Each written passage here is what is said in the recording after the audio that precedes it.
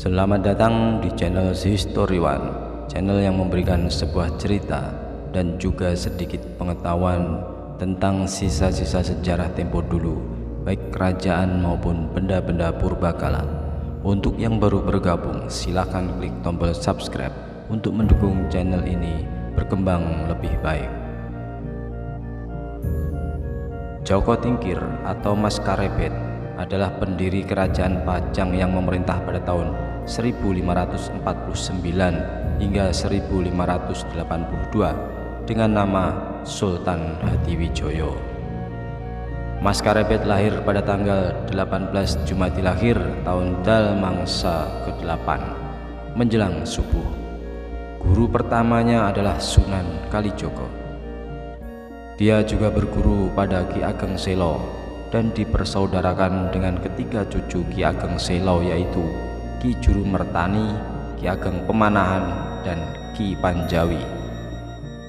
Di samping tampan dan jagoan, sayangnya Joko Tingkir ini juga sedikit nakal alias mata keranjang.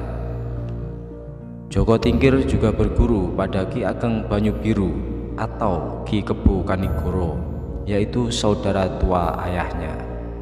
Dalam perguruan ini ada murid yang lain, yaitu Mas Manca, Mas Wila, dan Ki Wuragil. Dalam babat Tanah Jawi juga mengisahkan Joko Tingkir ingin mengabdi ke kota Demak. Beberapa kejadian menarik mengikuti Joko Tingkir baik dalam perjalanan menuju Demak maupun pada saat mengabdi ke Demak.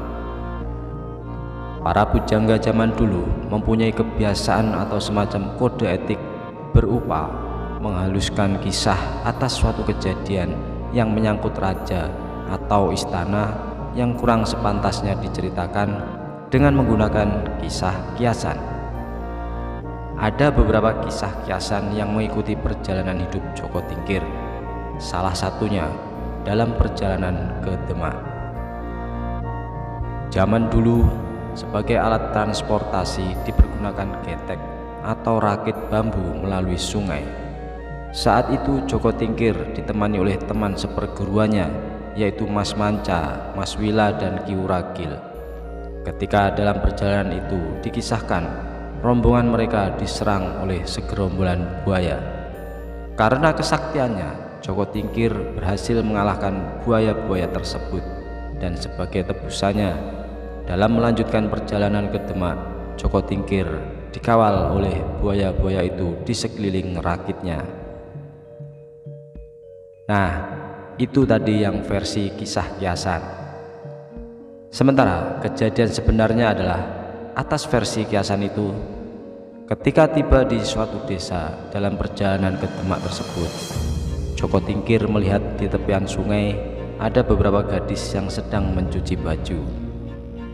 Dasar Joko Tingkir mata keranjang, maka digodalah gadis-gadis itu tadi. Para pemuda desa yang mengetahui hal itu merasa tidak terima, hingga terjadilah pengeroyokan terhadap Joko Tingkir dan tiga temannya itu. Karena Joko Tingkir dan temannya terhitung digdaya dalam ulah kanuragan, maka mereka dapat mengalahkan pemuda-pemuda yang mengeroyoknya tadi. Dan sebagai imbalannya, Joko Tingkir meminta para pemuda tadi mengawal perjalanannya sampai ke kota Demak. Prestasi Joko Tingkir sangat cemerlang meskipun tidak disebutkan dalam babat Tanah Jawi. Hal itu terbukti dengan diangkatnya Joko Tingkir sebagai Adipati Pajang bergelar Adipati Hadiwijaya. Ia pun juga menikahi Ratu Mas Cempaka, putri dari Sultan Trenggono. Sepeninggal Sultan Trenggono pada tahun 1546, putranya yang bergelar Sunan Prawoto seharusnya naik tahta, tapi kemudian ia tewas dibunuh Arya Penangsang pada tahun 1549. Arya Penangsang membunuh Sunan Prawoto dengan alasan karena Sunan Prawoto telah membunuh ayahnya yang bernama Pangeran Sekar Sedolepen saat dia menyelesaikan sholat asar di tepi sebuah bengawan. Pangeran Sekar merupakan kakak kandung Sultan Trenggono dan juga merupakan murid pertama Sunan Kudus. Pembunuhan ini dilakukan dengan menggunakan keris setan kober. Selain itu, Arya Penangsang juga membunuh Pangeran Hadiri, suami dari Ratu Kalinyamat yang menjadi Bupati Jepara. Setelah itu, Arya Penangsang pun berusaha membunuh Hadiwijaya di Pajang, namun gagal.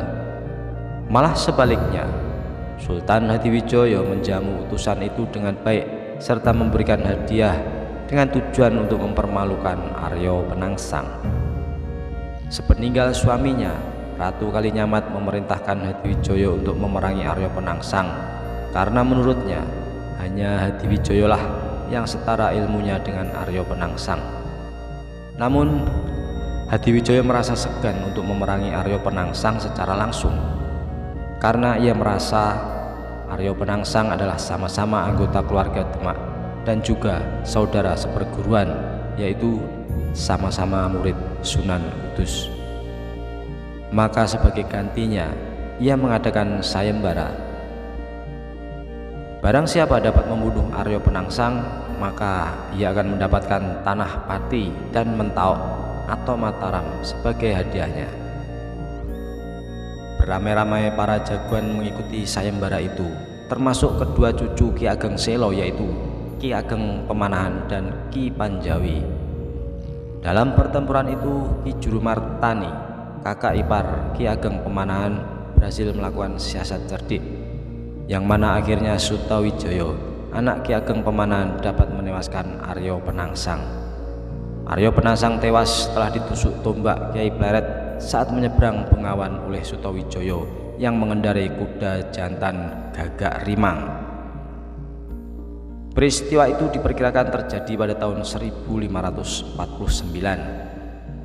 Setelah peristiwa itu, pusat kerajaan tersebut dipindahkan ke Pajang dengan Hadiwijaya sebagai raja pertamanya. Demak kemudian dijadikan kota kadipaten dengan anak Sunan Prawoto sebagai adipatinya.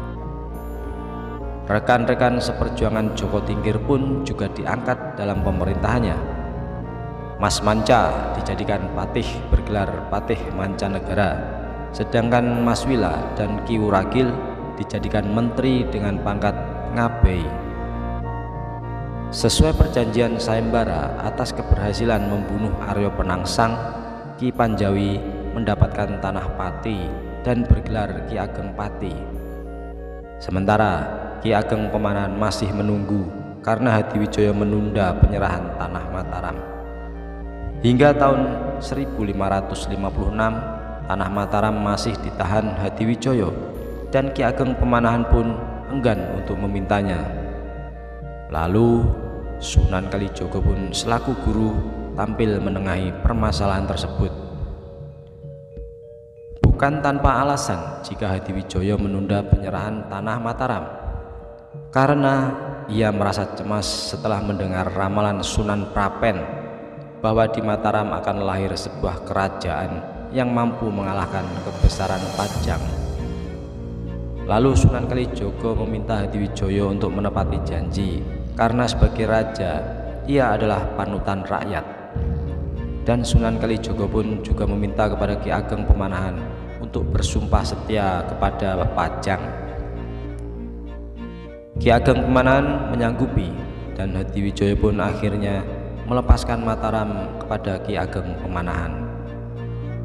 Tanah Mataram adalah bekas kerajaan kuno yang bernama Kerajaan Mataram, di mana pada saat itu sudah tertutup hutan yang bernama Alas Mentaok. Ki Ageng Pemanahan sekeluarga, termasuk Ki Jurumartani, membuka hutan itu dan menjadilah sebuah desa. Meski hanya sebuah desa, namun bersifat perdikan atau sima swatantra.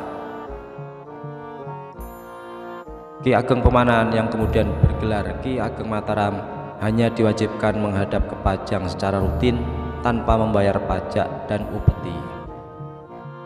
Ki Ageng Pemanahan meninggal pada tahun 1575 dan digantikan oleh putranya, yakni Raden Sutawijaya. Ia menjadi penguasa baru di Mataram dan diberi hak untuk tidak menghadap ke Pajang selama setahun penuh.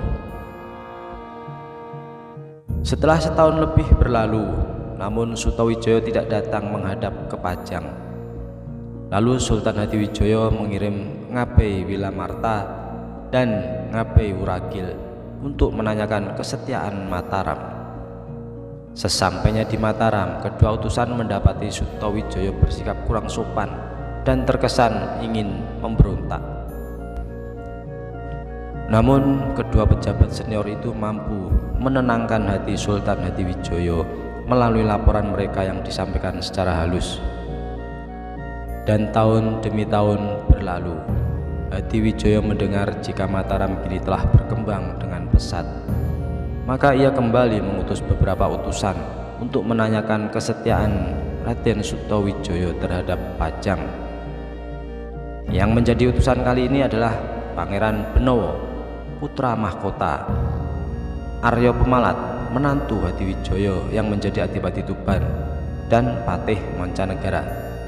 Ketiganya dijamu dengan pesta yang meriah oleh Sutawijaya.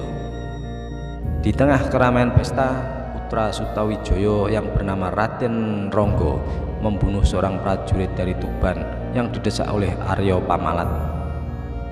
Sekembalinya ke Pajang, Arya Pamalat melaporkan keburukan Sutawijaya, sedangkan Pangeran Benowo menganggap peristiwa pembunuhan itu hanyalah kecelakaan semata.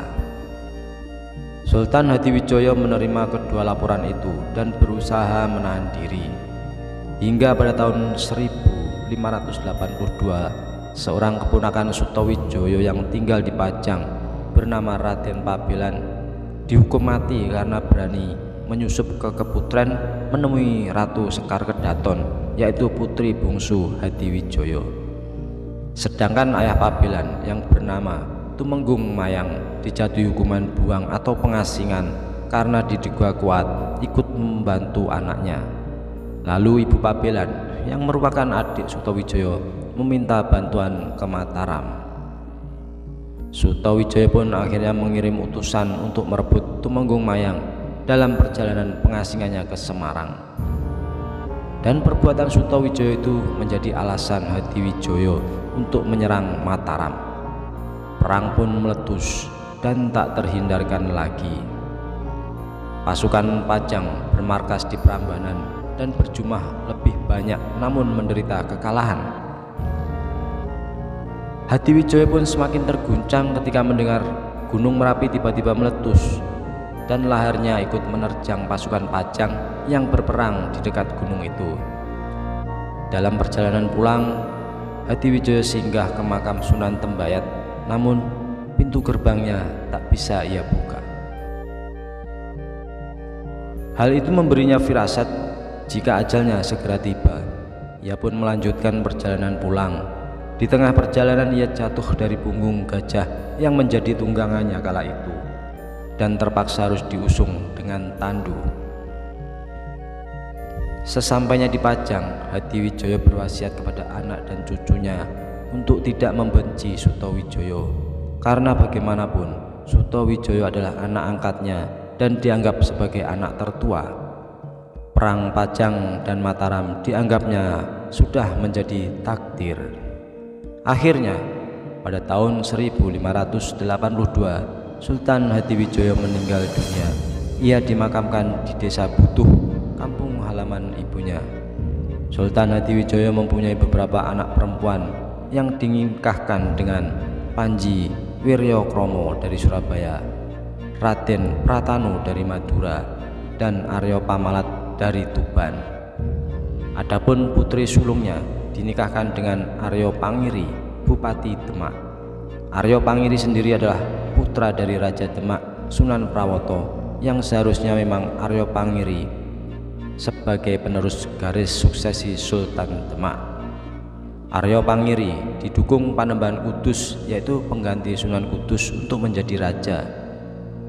Pangeran Benowo, sang putra mahkota, disingkirkan menjadi Bupati Jipang, dan Arya Pangiri pun menjadi raja di Pajang dengan nama tahta Ngawantipura.